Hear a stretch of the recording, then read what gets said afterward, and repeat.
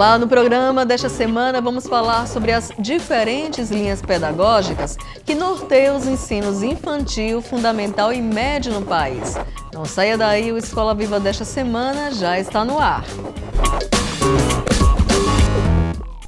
Na hora de matricular seu filho na escola, muitos pais passam por dúvidas, principalmente em relação ao estilo de ensino que querem para a criança ou adolescente. Isso porque o projeto tradicional não é mais o único oferecido nos dias de hoje, já que diversas linhas pedagógicas têm chamado cada vez mais a atenção das famílias. Sobre o assunto, eu converso com Silvana Paulina de Souza, doutora em Educação e professora da Universidade Federal de Alagoas. Professora Silvana, muito bem-vinda aqui ao nosso programa. Obrigada pela presença, tá Obrigada bom? a vocês pelo convite. Para a gente começar, essa discussão, em que momento os pais realmente devem se preocupar com a linha pedagógica da escola dos seus filhos? É desde a educação infantil, Silvana?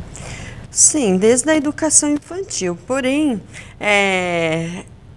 os meus estudos e as minhas pesquisas, a teoria no qual eu me embaso, fala que a gente já começa, a partir do planejamento familiar. Nós já começamos, enquanto família, a nos preocupar com aquela pessoa que virá para fazer parte da nossa família. Então, o filho, esse filho pode ser a criança que vai ser gerada, enfim, as diversas situações em que nós temos as famílias nos dias de hoje. Então, há uma preocupação grande com a educação infantil, mas desde a sua especificidade lá, na acolhida nos primeiros meses, que hoje com a vida que a sociedade de forma geral leva, Então, nos primeiros meses os pais já precisam procurar qual é a escola ou o espaço que essa criança vai ser acolhida, quem vai ser o cuidador, quem vai ser o professor. Então, é uma preocupação bem que está conosco já desde mesmo dos primeiros meses da criança. Então, é interessante que eles pesquisem o quanto antes, O quanto antes. Quanto mais cedo, melhor. Quanto mais cedo, melhor. Agora me fala um pouco, professora, sobre as principais linhas pedagógicas que existem no Brasil ou que são adotadas por nossas escolas, E quais são as principais características delas, para que o público de casa possa entender melhor? É interessante que os pais, como você disse, deem início a essas pesquisas já preliminarmente, para que ele conheça as diferentes propostas que nós temos hoje na educação brasileira ou na educação mundial. Eu comento muito com os meus sobrinhos que no mundo que nós vivemos hoje, a possibilidade de estudo e de conhecimento é muito ampla, Nós não podemos pensar só em termos de Brasil, mas pensando na nossa realidade brasileira, na realidade alagoana, o que nós temos, Nós temos diferentes possibilidades. Os pais, primeiro eles vão pensar naquilo que eles querem. Então, quem é esse ser humano que ele vai contribuir para a formação? Nós não podemos determinar, falar que ele vai formar, porque cada sujeito é único e o filho, enfim, terá suas singularidades. Mas o pai vai fazer essas escolhas iniciais. Então, ele tem que se preocupar. Eu com qual filho?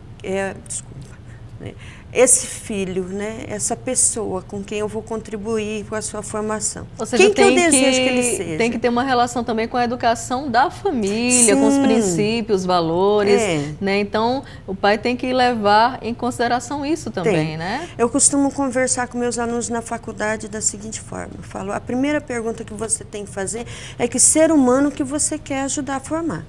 Então, às vezes tem o pai que quer uma criança que seja mais livre, tem um espírito mais artista, tenha uma criatividade mais estimulada desde a educação infantil. Pode, por exemplo, pensar na pedagogia Waldorf, que é uma pedagogia que se preocupa bastante com esse estímulo, o estímulo das artes, e trabalha bastante com a questão do contato mesmo, do fazer, o pensar e o fazer. E é uma pedagogia bastante espiritualista.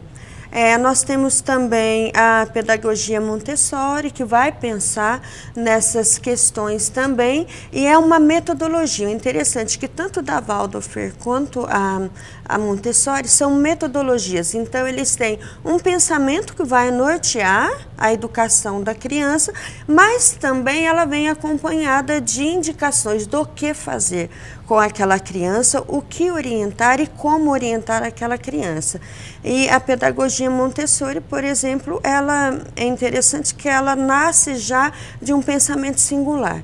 Então, ele vai pensar numa criança singular.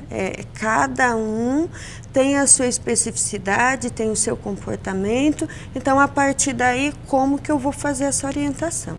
Professora Silvana, vamos para um breve intervalo, mas no próximo bloco a gente continua conversando com a professora Silvana Paulina. Não saia daí, o Escola Viva volta logo depois do intervalo.